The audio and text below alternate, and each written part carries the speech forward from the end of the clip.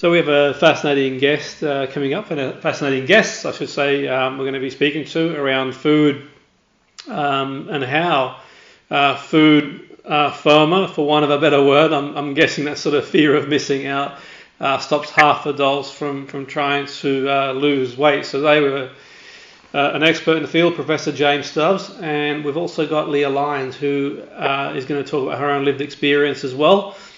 So I've got some interesting sort of insight into the area of one of the barriers to reducing in weight. So welcome to the show. Great to have you on board. Good morning. So if we can just start with yourself, Professor. Can you give us a bit of insight into the research, what it entails? Yeah. We know this is the time of year when a lot of people think about losing weight. We also know that 42% of the adult population make at least one weight management attempt a year. This research shows that one of the main barriers to making a weight management attempt is a fear of missing out. And that makes sense if you think that food intake is really driven heavily by emotions and pleasure. And so the trick is to make sure that the changes to healthy habits can be put into our lives about minimizing pleasure, because that is the key to sustaining long-term behavior change. Yeah, I'm guessing as well, Professor, this time of year, people are going to make sort of resolutions, and a lot of people may have indulged. I mean, I certainly have at the Christmas break, just sort of ate whatever really, and just enjoyed myself. Now sort of back on it again and try to eat well, but in terms of sort of, people who have a go at sort of trying, I mean, one of the barriers, like you've mentioned there, is sort of, people who sort of, it's a social thing, an emotional thing as well. But what can they sort of do to maybe stand the best chance to sort of get themselves into sort of momentum and reduce the weight that they want to reduce? Well, firstly, people don't just eat because they're hungry. They eat for a whole bunch of reasons, such as positive and negative emotions, the way they were brought up, the habits that they have learned. That what they're trying to do now is control their eating, and you need to keep that aspect of pleasure in there. What can they do? There's an awful lot of apparently amazing solutions out there which sound too good to be true, and as the American Surgeon General said some time ago, that's probably because they are too good to be true. What they should be doing is steering themselves towards evidence-based programs where there is scientific evidence that we know they work. Those programs contain dietary approaches to help steer people towards less energy-dense, more nutritious foods, physical activity support, and evidence-based behaviour change approaches, as well as social and emotional support. Absolutely. So, hitting it from every angle, in the sense we're just making sure that we're sort of eating, like food that's got nutrition values, but also the social aspect as well, and other things too. And just from a lived experience perspective, LEAH, I just want to bring into the conversation. I sort of understand you reduced 2 stone over lockdown. Yes. How did you do it, and have you sort of kept the weight off, and what's your sort of story around that? So obviously I joined Slimming World. I lost 2 stone, and that was because I had 2 small children at the time, and I just wanted to be the best mum I could be for them. And yes, I was very nervous because I thought, I'm not going to be able to eat pasta, rice, things like that. But the beauty of Slimming World is no food is off limits.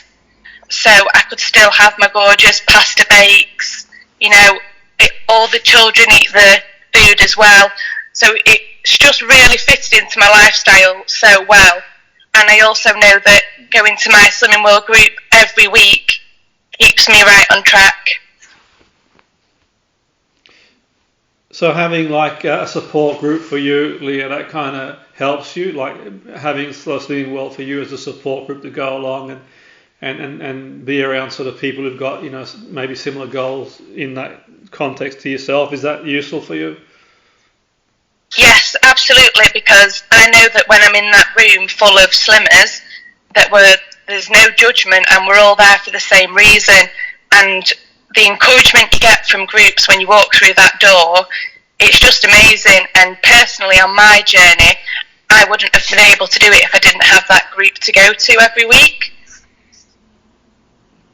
Absolutely. And has it had like a knock-on effect as well for you, like in terms of life in general? I mean, you've sort of, I'm sensing that you've like the sort of change for you is perhaps sort of had an impact on your life as well. Yes, definitely.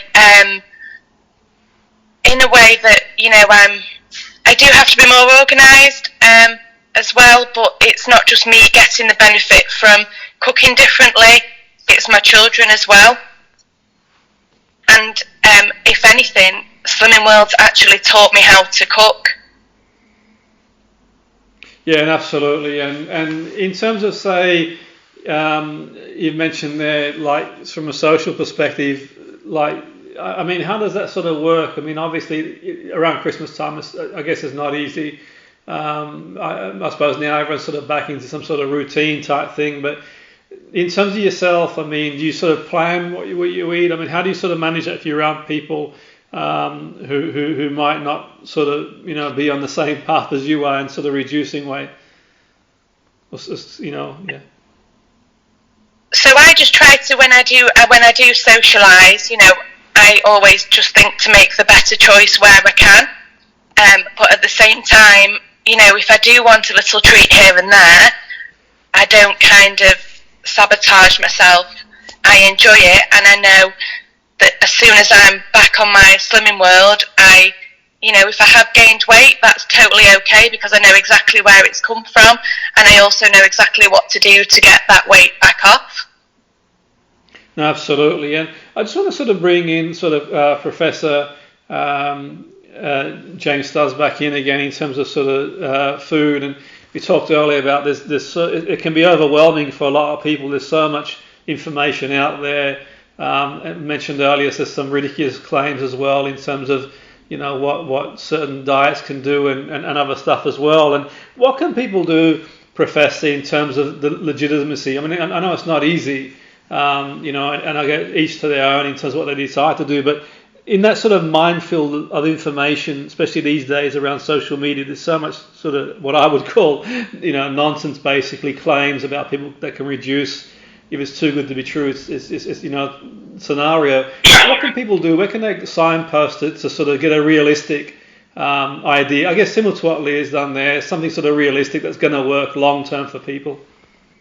Well, there are resources such as the NHS will steer people and signpost people to evidence-based programs such as Slimming World, and those programs have broadly the same core features of dietary approaches. They may differ between programs, which help steer people towards less energy dense and more nutritious foods. You've got to remember that weight loss isn't a quick fix. We're in it for the long term, and we're trying to establish long-term healthy habits, physical activity, sport, and evidence-based behaviour change approaches.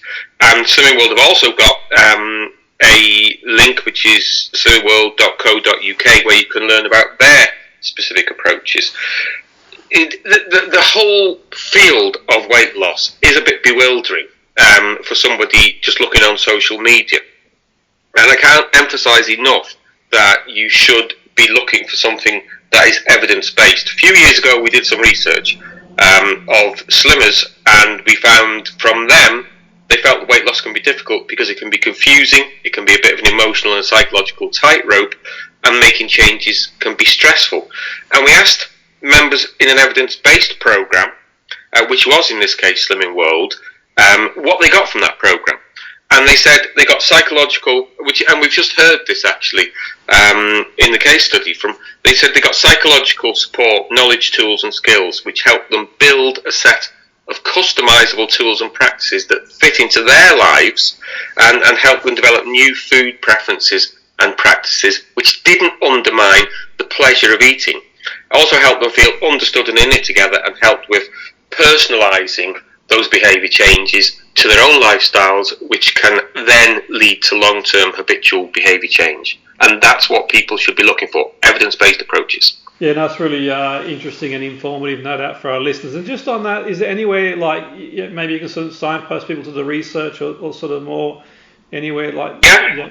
Yeah, slimmingworld.co.uk is the place to go to find the research and pointers towards their approach. Brilliant. Thanks for your time, and I really appreciate your time, Professor, and Leah as well. I really want to thank you for coming on board and sharing your story, and hopefully it inspires some of our listeners that it is possible, albeit it may be sort of a lifestyle change they need to look into rather than sort of the quick fix. But thanks for coming on board the show, and we wish you all the best. Thank you. Thank you. Thank you.